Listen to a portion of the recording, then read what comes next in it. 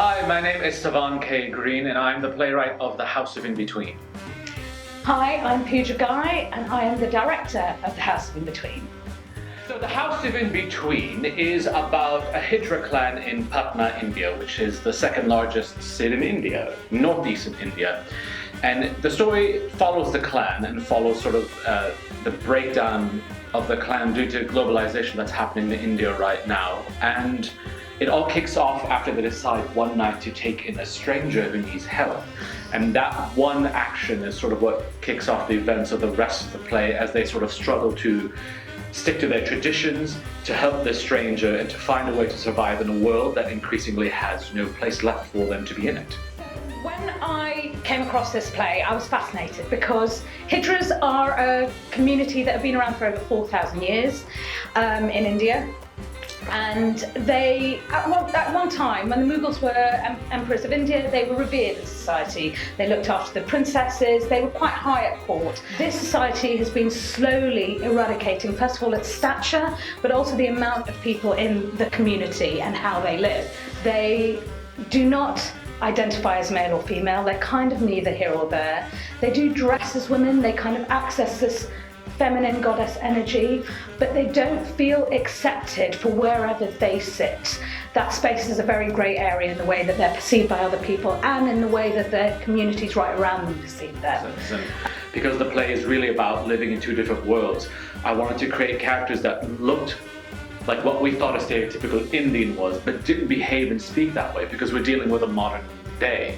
So I wanted to combine modern language and the way that we speak today with things like traditional dance, which is used heavily in the play, which is also what Hijras do. A lot of Hijra clans make their money either through begging or through dancing or through blessing and cursing.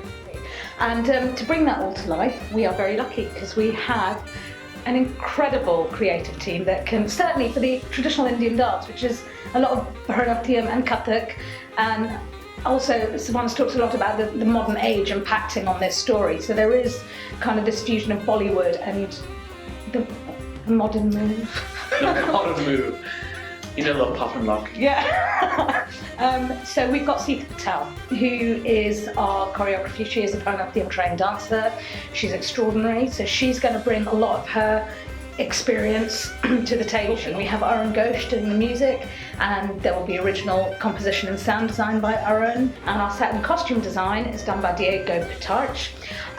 There's lots of really exciting elements that we have found and talked about and created. I don't want to give too much away. Come and see the show and you can experience all of that. We have an extraordinary cast as well.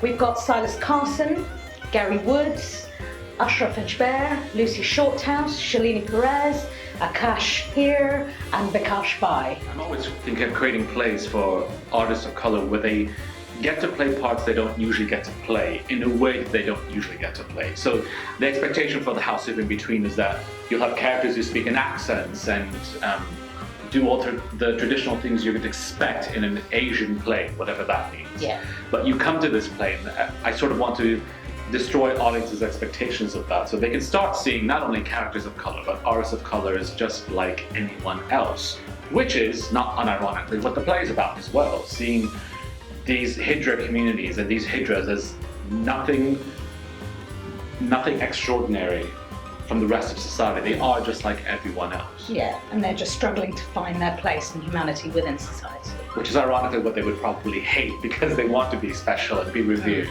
So very audiences should come see The House of In-Between because it's a story they will have never seen on stage before.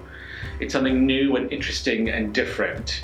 And despite the subject matter, I think a lot of people will assume it's going to be this heavy sort of drama, and it has moments of sort of drama, but it's actually, my intent as a writer is to always create plays that are funny and hard-hitting, and this really is a funny play for me. It's like watching any other family on stage bicker and fight and go through hardships and love one another and survive despite everything. We can scream at our siblings one day and love them the very next moment. So it's a family story. It's a universal story too. I think a lot of people will think, oh, well, I don't know anything about that, or I don't think that's really for me. But the reality is, when I write plays, I'm writing them for everyone. Yeah. So I try to frame it in a way that it is a universal story that you can come to, and even if you're not Indian, if you're not Hijra, if you're not gay, straight, bisexual, transgender, whatever it may be, you will still enjoy the play and get something out of it because hopefully it speaks to the human in all of us.